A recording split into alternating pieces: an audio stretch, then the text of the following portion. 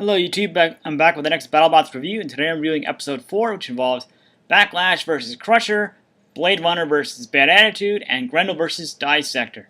Starting with Backlash versus Crusher, I think most of us didn't even realize what Backlash was capable of, considering the fact that it was built by Jim Smitowski, who also built Nightmare, and at this point had been knocked out early, so we didn't really, we figured the disc was probably somewhat powerful given what we saw from Nightmare. The disc on Nightmare was spinning pretty quickly, even after it was quickly beaten by Mauler very early in the tournament. It was the first episode, I believe it was.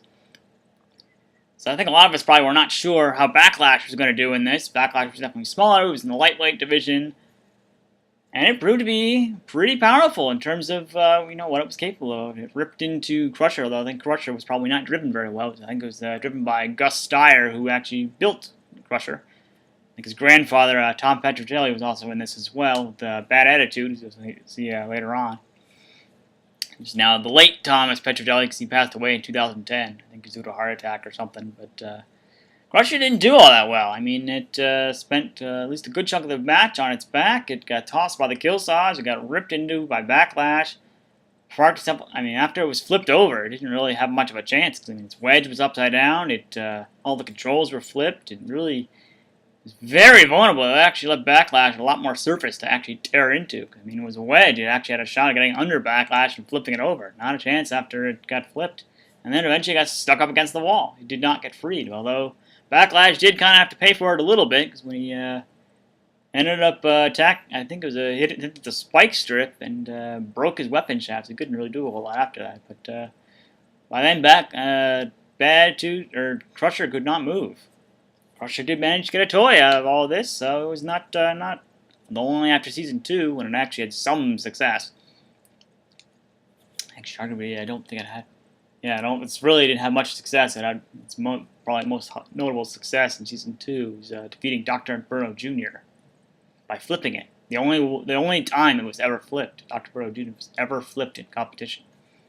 It had some close calls in season 3.0 and beyond, but it doesn't get flipped after that. And Crusher and neither robot ends up proving to be that successful. In fact, since our next fight is Bad Attitude versus Blade Runner, Bad Attitude has even less time on screen because it gets beaten in a single hit from Blade Runner.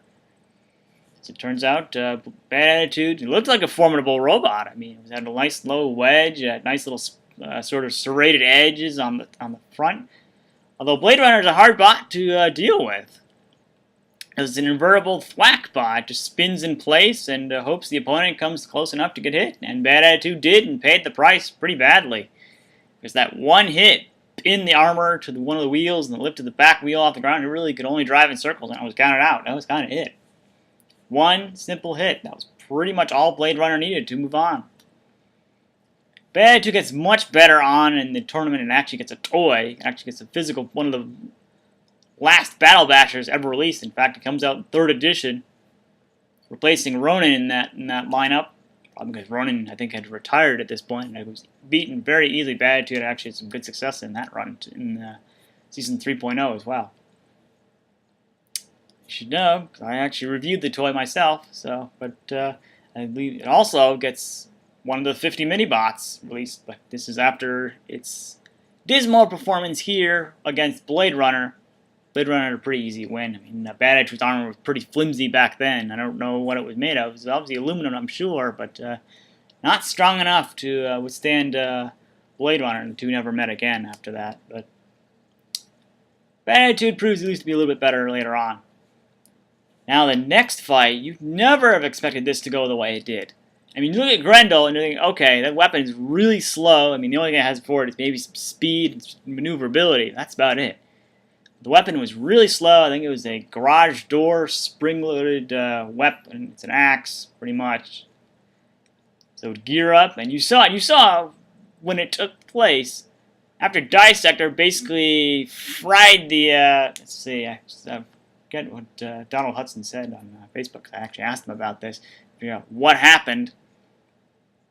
It was not good electronics back then. I think he was not getting enough power. I think he shorted out the wires leading to the battery or something of that nature. It's on the BattleBots wiki. I think I updated it with that information.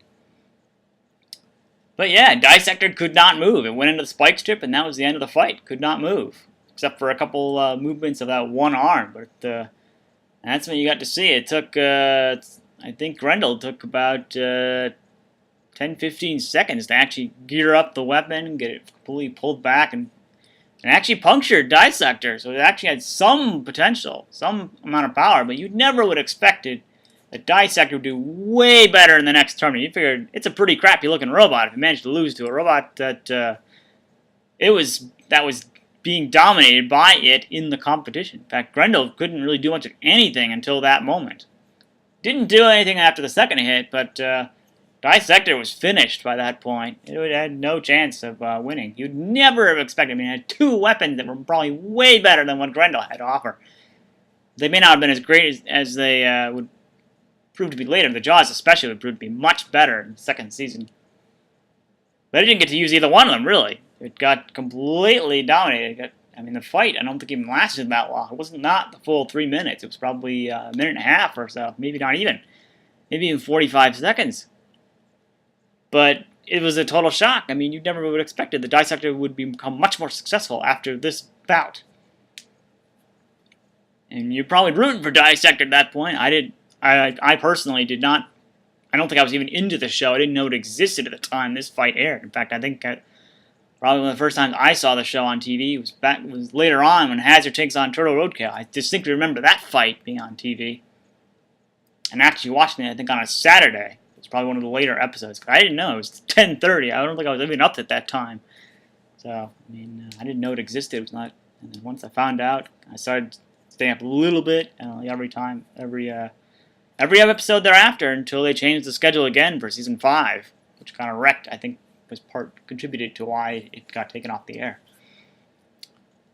But it was a total shock. I mean, who would have thunk that a robot with ineffective weaponry at a high ground clearance, we find out, yeah, in its next fight, kind of why it's such a big shocker that it managed to win, because, well, I'll have to save that for when we get to its fight with Minion, which is the next fight on its list, on its run. Not to the run to the nut, I guess, is the way to put it, even though it doesn't make it that far. I'll give that much away. So yeah, that's my review on BattleBots Season 1, Season 1.0, Episode 4. Thanks for